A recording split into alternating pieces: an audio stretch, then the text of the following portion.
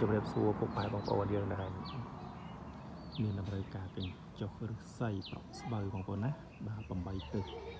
8ជ្រុងបាទ8ទឹកនោមលាបតែម្ដងណា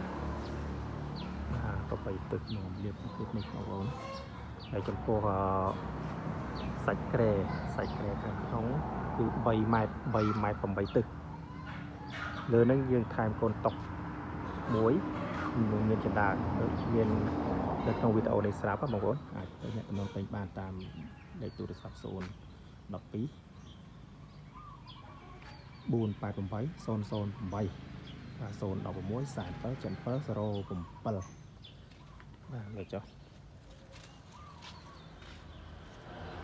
ចំពោះប្រក់ស្បូវវិញ5ហ៊ុន1ស្លឹក5ហ៊ុន1ស្លឹកបងប្អូនយើង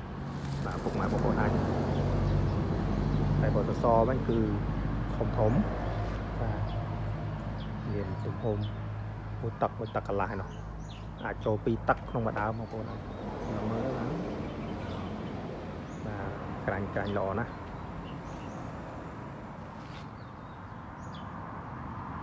បងប្អូនអាចទៅអ្នកទិញផ្ទាល់ក៏បានតាម